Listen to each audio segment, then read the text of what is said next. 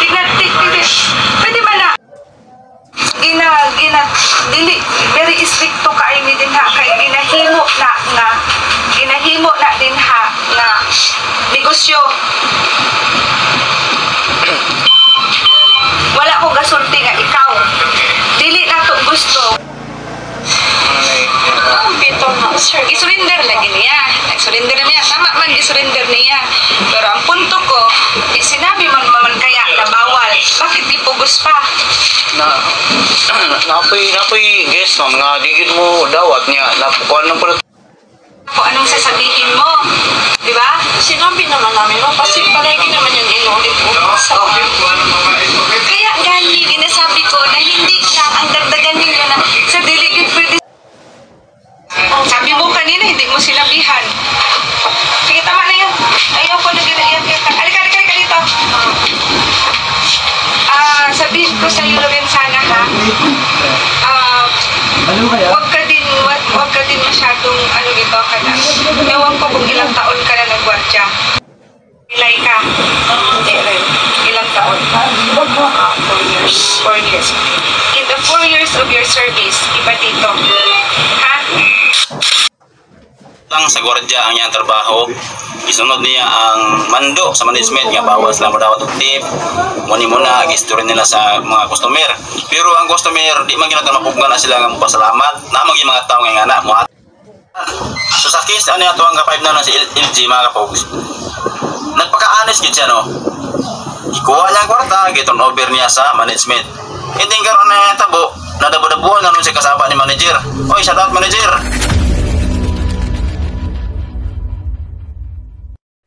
What's up guys? Welcome sa Redels TV. 14 years more or less bilang security officer, security guard. Guys, may pag-uusapan tayo guys, no? Yung intro natin medyo nakapanibago, no? Bago natin pag-usapan yung ating topic ngayon guys, malaking lesson learned to sa mga security guard na nagjo-duty ngayon.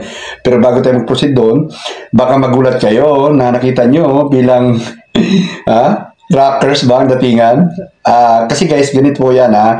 Kaya ganito pormahan natin guys, ay ako po ay isa nang retired na po ako. Hindi na po active sa duty, kaya wala sa mukha ko ang bilang security officer, security guard, no? Kasi retired na po tayo.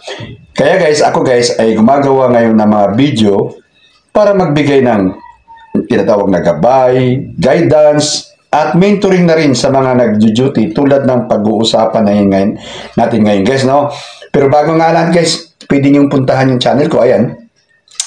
Pindutin niyo po yung playlist dyan, ayan yung playlist. Pag napindot nyo na yung playlist guys, yan ang lalabas. Pag lumabas na yan guys, pumunta kayo sa Security Guard Matters. Marami kayo makukuha ang mga video dyan guys, na magbibigay sa inyo ng gabay, kaalaman, advanced learning, na kung hindi kayo nanonood sa mga video ko, yan ang ikalalamang nyo sa ibang nagjujuting security guard. Tulad ng pag-uusapan natin ngayon, no? So, nakita nyo yung video natin sa entrada natin, sa intro natin, guys. Yan ay nangyari sa bandang Visayas. Hindi ko inalam yung pinatawag na buong detalye. Basta pinutol-putol natin kasi i-restrict tayo ng YouTube.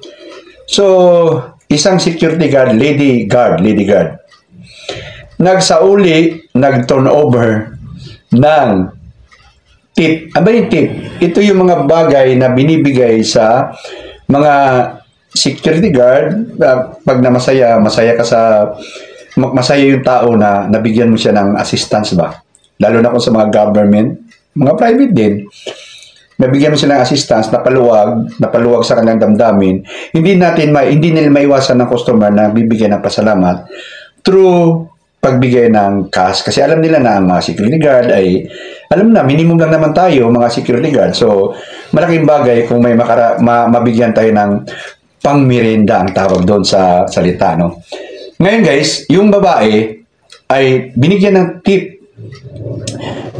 Pero binigyan sila ng instruction na bawal tumanggap ng tip. Ang ginawa ng babae, kasi nga daw iniwan ng pilit ng customer yung pera, ang ginawa niya, tinurnover niya sa manager. So ngayon, pinagalitan siya ng manager, no? Kasi kabilin-bilin na namin, wag kayong tanggap ng tip. Bakit tinanggap yung tip? Ganon-ganon. So, ngayon, nag-react naman ito si Kuya na, ma'am, huwag niyo sisihin ang security guard kasi hindi naman namin pwedeng itapon yung pera na binigay. Ganon. Kung gusto niyo, nabilis po ba siya, kayo mag-abang doon sa mga customer, pagalitan niyo po yung customer para bakit ang gwardiya ang pinagalitan niyo. Ganon ang reaction niya. Piloso po yun. Hindi mo pwedeng sabihin sa manager, yung tanggal ka, Kuya, no? So, ganito yan, guys. Usapang tip tayo, no? Usapang tip, no? Walang kumpanya sa aking karanasan bilang ako nag-duty. Walang kumpanya nagsasabi na nag-approve na tanggapin nyo yung tip. Wala. Lahat yan, bawal sa kumpanya yan. Kahit saan kang kumpanya, bawal yan na tumanggap ng tip. Okay? Bawal yan. Walang kumpanya magsasabi na, oh, tumanggap kayo ng tip. Bakit? Kung sasabihin ng kumpanya yan, okay lang tumanggap ng tip, magiging abusado ang mga gwardya. Baka hindi na maghihintay ng bigyan ng pera. Baka humingi na yan at sabihin tip niya. Magiging abusado ang mga security guard na manghingi ng mga tinatawag complimentary. Okay? So, hindi talaga pinapayagan yan kahit saan ka mag-duty. Okay? Okay. Ito tayo ha. But, guys, hindi yan maiwasan. Hindi yan maiwasan. Kaya nga, tuwan-tuwa ako dati nung ako ay ordinary. Kaya nga, security officer, security guard. Pag officer, guys, isa kami sa magbabawal sa inyo na huwag tumanggap ng tip, no? Pero yung formality lang yung guys. Simple, officer kami. Alam naman sabihin namin, oy, tumanggap yung tip, di yari kami sa kumpanya. Huwag na huwag kayong tumanggap ng tip, ha? Ganun-ganun pa ako niyan, ha? Pero sa totoo lang, guys, nung ako nag-duty, mas gusto ko yung ordinary kasi ikaw yung makakatanggap ng tip, hindi yung mga officer, no? So, ganito yan. Hindi maiwasan ang security guard na abutan ng tip. Hindi maiwasan yun. Nabibigyan ng tip talaga ang mga security guard. So, paano ba natin i-deal yun? Ito ay ituturo ko lang sa security guard. Hindi ito advisable na paalam nyo sa kumpanya nag-dutyhan nyo. Ang tinatawag, diskartihan namin. Ano? Ang diskartihan talaga namin, pag may tip, kunwari, nakatutok sa CCTV, ganun, CCTV, ito yung CCTV, camera. Podium, alam niyo yung podium, yung lamisa na nasa harap ng kuwan, nasa harap ng, kunwari, bangko, sa bangko kami, ganun. Maglalagay kami ng kuwan yan, ayan, oh. Diba? Ito yung, yan CCTV, ito, oh. Ito yung podium. Oh. Maglalagay kami, maghaharang kami niyan. Ngayon, pag may nagbibigay na, sir, ano? Ay, bawal sir eh. Walang sabay-sabay. Sir, lagay niyo na lang yun dyan sa wall. Di ba may ikon yun? Ilalagay na nila doon. Ilalagay na. So, wala kang tinanggap. Wala kang guwan. Kunwari, dead ba ka lang? Yes, sir. Pag-ngiti-ngiti ka lang gano'n. Ngayon, yung mga alam na ang lagalawan, alam nila kung saan nilalagay yung mga pasalamat nilang pera. Ilalaglag nila. Minsan may diskarte kami. Kunwari, oh sir, pangmirinda niyo sir. Ay, ganun ba sir? Kakahiya naman sir. Hindi ko lang. Sir, bawal kasi sa amin. Ilagay niyo na lang dun sa sir. Sa, di ba may mga halaman yan sa harap ng guwan? Laglag nila lang sa halaman sir. Kami na bahala maya. Ganon. Minsan naman, tulad ako kasi gwardya ako eh. Ngayon, tulad ako, nagtitip ako sa mga gwardya. No, nagtitip ako. Ito yung pera, ha? Ito yung pera. Alam mo yung galawan, eh. Wala namang kumpanya nagsabing, okay ang tip. Ito yung pera. O, yan. Kukumusta ako sa gwardya. Sir, thank you, ha? Maraming salamat. O, sabay gaganunin ng gwardya. O. Matik na yun. Pag naramdaman ng gwardya na may papel doon sa gitna, matik, maliban kung tanga ka na gwardya. Kaya tinuturo ko nga sa inyo, eh. Pag kinumusta ka, matik yan. May inipit yan. Ganun ang diskarte ko yan, no? Dito pera. Gaganunin ko.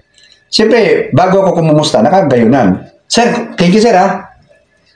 Oh, may nakita ba yung camera? Wala, di ba? Ganun ang sa parkingan. Kami sa parkingan. Ako hindi ako nakabarong ako, ha? May umatras na may palabas na mga VIP. VIP ba? So, yung VIP, may driver yan. Tapos yung VIP, hindi na hindi, siyempre, ganun ka, ganun ka. Eh, nakabarong ako eh. Wala no choice ako, wala yung gwardiya ko, busy. So, lumabas yung VIP, i-assist ko kasi isa yun sa mga, serbisyong ibibigay natin. Kaso lang, hindi na iwasang magbukas ng bintana at mag-aabot sa'yo. Anong diskarte namin? Anong diskarte namin? Sasabihin namin sa driver, say, hulog nyo lang sir, kami na bahala maya. Ilalaglag nila sa bintana, yung hindi mo tatanggapin. No. Yun ang diskarte. Ano magagawa ng kuwanon? Ng CCTV? Akala ng CCTV, papel lang yung tinapon doon sa sahig. Oh, paano damputin? Okay, paano damputin? Minsan, naglalagay kami ng bubble gum sa sapatos namin. At siyempre, pag dumikit na yung pera, dadalhin namin sa lugar na wala ng CCTV. Okay. O kaya minsan, kakamot sa paa, o kaya magtatali ng sintas, tsaka dampot. Eh kung panay naman ang tali mo ng sintas, eh magugulat na yung mga operator CCTV, panay ang tali ng sintas ng gwardiya na to. So, kailangan iba-ibang diskarte. Okay. Okay na tayo. Okay na. Walang kumpanya nagsasabi na magtanggap ng tip. Wala. Walang sinabi. Bawal talaga yan. Ito si ate dun sa video, ang ginawa niya, dahil pinilit daw na iwanan ang pera sa kanya, ang ginawa niya, tinuno-over niya sa manager. Ang tawag doon, tanga moves. O kaya, sip-sip moves. Diba? O, dito tayo sa tanga. Hindi na nga nakita yung tip na binigay sa'yo, isinubo mo pa sa manager. Ano bang kinalaman? Ano bang alam ng manager na binigyan ka ng tip? Hindi mo naman hiningi. Binigay nga eh. Diba? So, katangahan yung ginawa ni ate na tinunover niya. Anong purpose niya? Anong purpose niya para itunover niya? Para bigyan siya ng puri? Ang bait mo naman! Isa kang dakilang gwardya. Dahil dyan, gawin ka namin regular. Ganon ba yung gusto mo marinig, ma'am? Yun ang sinasabing sip-sip din. Ginawa mo yon para kumawari, purihin ka. Eh, anong nangyari? Maaring tanggalin pa yung security guard na yon, yung lady guard na yon. Markado na sa manager yon. Huwag kang magmalinis, security guard. Kailangan alam mo yung laruan sa buhay natin. Ano, sasabihin mo, okay na ako sa sahod ko. Masaya na ako sa sahod ko. Wow naman. Minimum lang tayo. Ito lang gusto kong mga sabihin sa inyo, mga active na security guard ngayon ito lang ang hindi nyo dapat gawin sa duty nyo. Huwag na huwag kayo magnakaw. Isa yan sa huwag na huwag nyong gawin. Okay? Huwag na huwag nyong gawin ang pagnanakaw sa area nyo. Kasi kung magnanakaw ka, kahit saan ka mapunta, magnanakaw ka. Pero kung ikaw ay didiskarte na kukuha ng tatanggap ng tip, inom muna tayo tubig. Kung ikaw ay didiskarte na tatanggap ng tip, okay guys, tatanggap ka ng tip, kanya-kanyang diskartihan lang yan. Isa yan sa mga pamaraan ko noon. Diba? Palagi kong kinikwento kung kayo ay palaging nanonood sa mga video ko, may tatlo akong kasabihan. Sala sa init, sala sa lamig ang gwardya. Marunong ka lumangay sa agos at wala tayong pinakasalang pwesto. Tinan mo si ate. Sala sa init, sala sa lamig siya. Ang utos sa kanya, huwag mong tanggapin ang tip. So gusto niyang iparamdam sa manager na honest siya. Hindi mo ako tumanggap ng tip. Mang pinagpilitan po, ayaw ko lang po mainsulto yung tao kasi iniwan niya po talaga sa pilitan. So ngayon, gusto niya iparamdam yung honesty niya. Pero anong ginawa? Pinagilitan siya ng manager. Kasi bakit? Bakit mo tinanggap? Kabilin-bilinan ko, wag kang tumanggap. Bakit ka tumanggap? Ang sabi niya, ma'am, kaya nga po, gusto nga pa siyang ipagtanggol ng officer niya. Alam ko may sa harap na officer niya yun eh. Kaya nga po, tinunover ko, ma'am, kasi kuhan eh. O, di ba? Nasala na siya sa init. Sala sa init, sala sa lamig. Wala ka nang gagalawan. Saan ka gumalaw? May tama ka. Kaya kailangan marunong kang lumangoy sa agos. Langoy ka lang, Brad. Ngayon, kung yung paglangoy mo, nabunggo ka, wala tayong pinakasalang pwesto. Tanggal ka. Lipat ka sa iba. Ganun ang buhay natin mga security guard. Huwag na huwag ka lang magnakaw. Para pinakapangit na record yung magnanakaw ka. Pero yung tatanggap ka, isa yun sa mga dahilan bakit din ako nakasurvive. Kasi dati, di ba? Sabi ko nga sa inyo, 4 anak ko, 4 anak ko, ako lang nagtatrabaho, nagmumupahan kami, Bisaya ako. Asawa ko walang trabaho, ako lang, minimum earner. Ang inaamoy ko una-una yung negosyo. Anong dapat negosyo sa paligid ko? At yung tinatawag na makaroon ng tip. Ang tawag namin dyan, dati, buhay. Pero may buhay dyan. Matik yun. May buhay pala rito. Ngayon, yung buhay naman, na salitang buhay ay nasunog yan. Nasunog ng mga management yan. Kasi itong mga kasama nating security guard ay isa rin sa mga chuchu dun sa mga management. Pag sinabing buhay, may tip. So nasunog, pinalitan namin ng dugo. Dugo, pre, may dugo dyan. Yun ang code namin sa mga tip. So, hindi ho tayo masamang dumiskarte sa tip. Huwag ka lang manghingi at magnakaw. Huwag na huwag mong tinatawag na maghingi ka, ma'am. Baka pwedeng makapangmerinda. Ganun, pangit yun. Pero yung kusa kang magbibigyan, gumawa ka lang ng diskarte na hindi ka mahalata. Kasi ako, nag-head guard ako sa embassy. Sa embassy, head guard ako. So, kung ako alam mo yung mga consul sa embassy? Ang lakas tumanggap ng mga lagayan. Ako ang inuutusan. Alam mo yung mga naglalagay sa kanila, mga milyonaryo. Kaya pag nagbigay, malaking TV, malaking component pa dati. Component, chocolate. Yung pera kasi, sinusobre nila yan eh. So, madaling itago. Pero yung mga component, minsan kotse pa binibigay.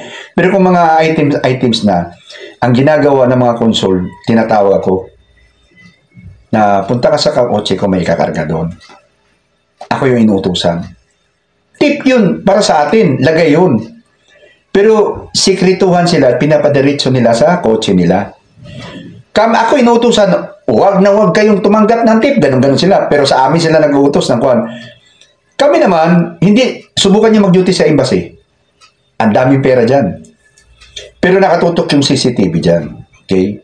So, ito yung anggulo ng CCTV. Mayroon kayong kan dyan. Ito sa kabila. Yan. Ganon. Di wala na.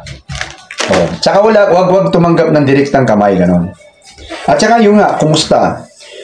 Pag kumusta na yung mga milyonaryo sa amin doon sa embassy, pag kumusta na yan, matik yan.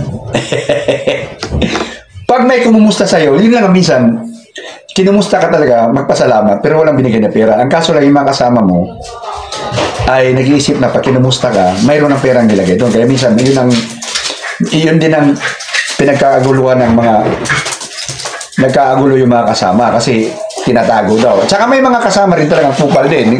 Hindi sinasabi na nakatanggap na pala ng tip na ganito, 500, 1,000, tapos pre, 500 lang tayo, hati-hati. So, kanya-kanyang kwan lang yan, diskarte. So, yun. Walang kumpanya na magbibigay ng tinatawag na allowed na magtanggap ng tip. Wala. Lahat yan, bawal talaga lahat yan.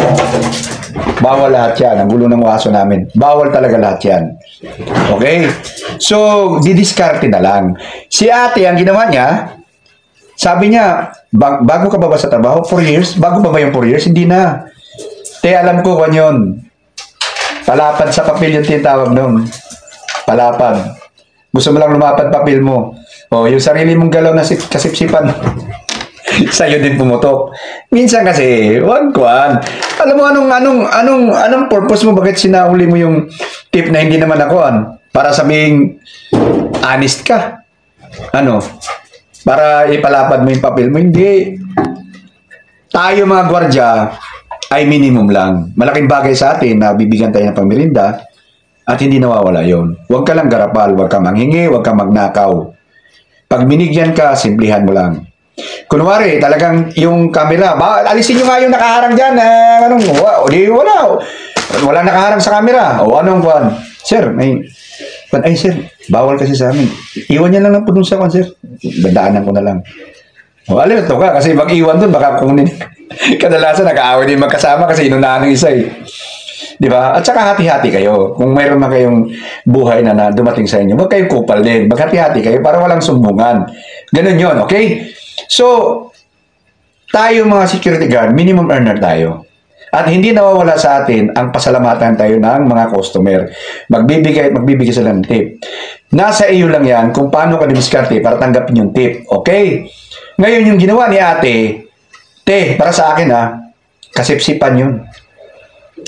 Kasipsipan yun, Magalit ka man o hindi, i-comment mo ako sa video ko. Kasipsipan yun. Ano bang gusto mong ipahiwatig doon? Para sabihin honest ka. Para sabihin tiwala ka ng security guard. Iba ka sa iba. Ganun ba yung gusto mong iparating? Anong sabi ng manager? Naging negosyo na daw doon yung ganung kalakaran doon sa kanila kaya binagbawang nila. So may diskartihan talaga sila doon na highlight ng manager. So si ate, para sabihin siguro na isip niya na para sabihin, kasi yung babae kadalasan ganun talaga eh. Pero sa mga lalaki, diskartihan yan. Kayang-kayang diskartihan. So yun guys, matik yun. Walang kumpanyang nagpayag na tumanggap tayo ng tip. Lahat yan, bawal yan. No, bawal yan. Kasi talaga maabuso kasi kung pag pinayagan nila. Pero, hindi din maiwasan na may magbigay. So, alam naman, isampal mo sa mukha na nagbigay. Di ba? Gagawa ka ng paraan. Diskartihan lang, no? Iwan mo doon, kumustahin ka, ipit mo doon, ganun lang. Okay? Pag nandun na, di ba? Malaking bagay na yun. May pamirinda ka na, may pamasahe ka papauwi. At yan din, isa yan sa mga diskarte ko rin dati na nakaipon din talaga ako. Nakaipon ako talaga. Nakaipon ako, hindi alam na misis ko. Kasi trip na yun eh. Alam ba alam na misis ko yun? Pero tinabi ko yun. Tinabi ko yun para, di ba, nung nangailangan ako, nag-aaral yung mga anak ko, bigla-biglang nangailangan mga anak ko, may hinugot ako dahil sa tip. Nakaipon ako. Okay? So guys, I hope na naintindihan nyo. Kung naintindihan nyo, ang ibig kong sabihin, palike na lang po ng video. Kung nainis, na asar kayo sa mga sinabi ko, dislike the video. And open kayo sa comment section natin, i-bash nyo ako kung may nasabi ako nang hindi maganda sa tenga nyo. Okay guys? Sa susunod na video guys, kita-kita tayo guys. Don't forget to subscribe and notification bell natin. Bye-bye!